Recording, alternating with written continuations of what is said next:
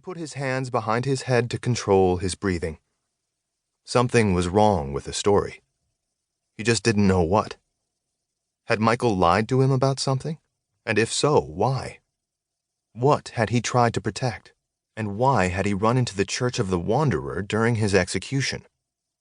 The single-feathered raven walked through the door to the Archmage room, plate armor clanking until she stopped on the other side of the table from Simon. "Recorder," she said, holding her metal helmet against her side. "I have a few questions I hope you might have answers for." "About?" the King of Stories asked, perking up. "Commander Angelo Shade." He deflated. "Oh, I have some information on him, but wouldn't you rather know more about the King Killer?" "No." Simon wanted to crumple up the papers around him and throw them at the walls. What was the point of getting access to the King of Imbeciles' story if no one wanted to hear it? Right now, it was about as useful as the Theban Empire's Champion of Wars poetry collection. "Why do you care about the commander of the Watchers so much?" "I think he's manipulated history." "I oversee the archives," Simon said with a chuckle. "Do you really think some muscle-brained—" "Do you know of the Mercenary Company that used a broken crown as their symbol?" "A broken crown? What does a—" Simon trailed off, gears clicking into place at words that held no previous meaning. Pressure welled in his throat. His nails scratched the table, and he glared at the raven as if she had slapped him. "How did you figure it out?" "I overheard something in the Church of the Wanderer I wasn't meant to." "Maybe it was a blessing Michael lived after all." The King of Stories motioned for the raven to join him. "Shall we discover the truth together?"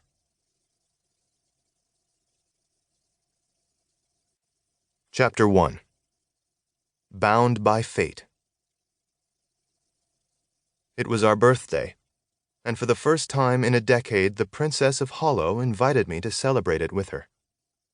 My mother told me not to go, that it would be a trap, that the princess would use any and every opportunity to get revenge, since I was the primary suspect in her father's death. But my siblings Leon and Gwen both knew what I would do before I admitted it. From the very beginning of our lives, we had been together. The Princess of Hollow and I had been born on the same day. She was early, while I was late.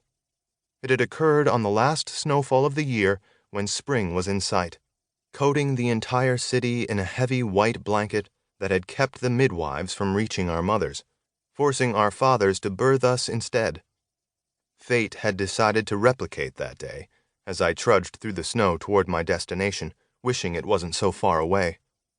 The merchants tried to maintain the roads in the city, but in the upper quarter it was the royals' responsibility to clear the snow, and ever since King Isaac's death, the castle had gone silent.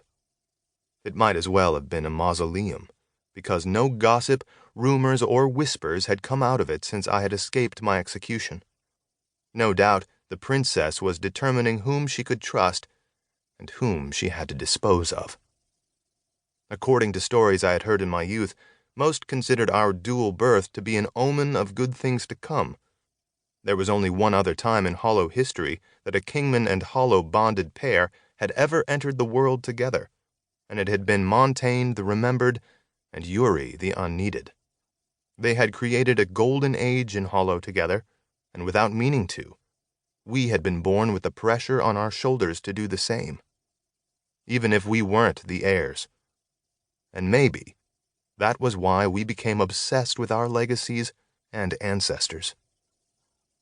Because of this supposed destiny, our parents had never been surprised how close we became, even for a bonded pair. There were times that we could communicate without speaking, glances and smiles substituting instead. We were perfect together, inadvertently covering each other's flaws and highlighting our strengths. The princess was intelligent and artistic, but quiet and nervous in large crowds, while I was confident and talkative, drawing in people with what she had affectionately dubbed my poisonous tongue. She had also been the only person able to see through my lies, no matter how big or small. She always knew